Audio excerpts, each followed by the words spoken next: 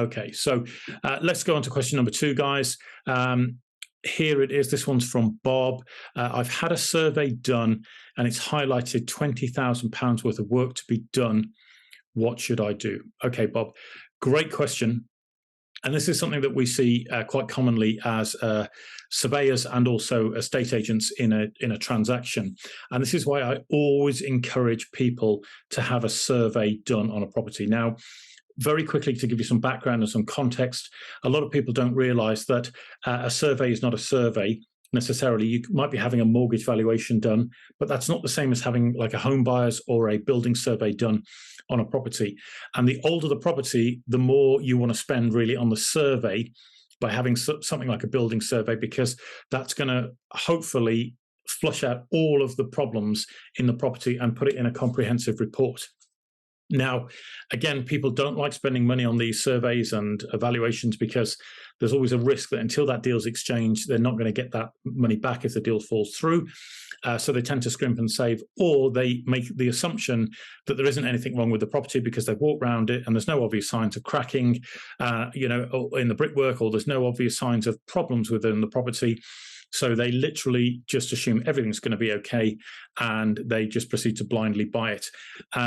I've seen many instances in properties, guys, as a surveyor myself, where people have tried to cover up problems, where they've literally papered over cracks in the wall just to try and hide them. I've seen it where bedrooms have been completely replastered to try and hide massive cracks in the wall. And then you open the cupboard door, that's, for some built-in cupboards, you open that door and there's a huge crack that's in the wall there. So it's always worth spending the time, effort and money and getting a competent professional to look at the property for you.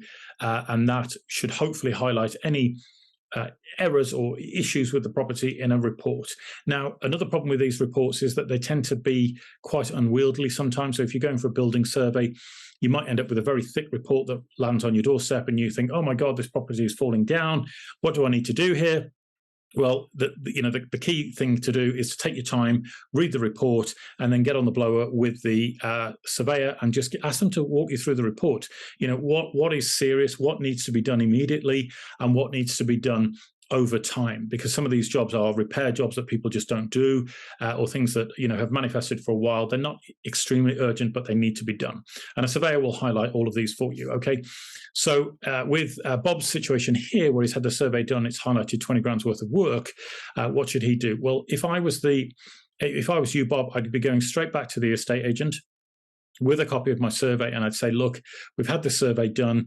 It's highlighted this amount of work that needs doing to it. And quite frankly, I'd like a reduction in the purchase price of the property.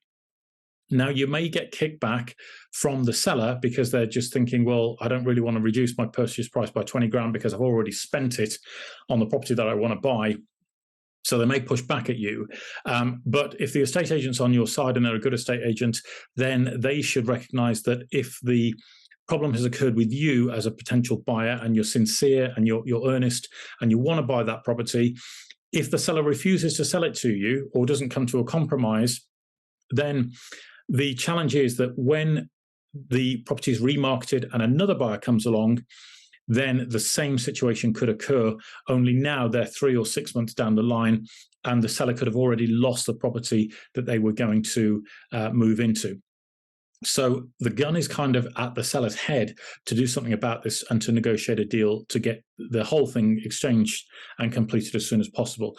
Now, if a lot of these are repair jobs that the seller should have done during the course of their property ownership, then obviously it's something that they should have taken care of and it's fair cop. They should reduce the purchase price or at least come to some kind of compromise, because there might be, let's say, 10 grand's worth of urgent work that needs to be done, but then 10 grand's worth of repair jobs that could be done over a period of time, right?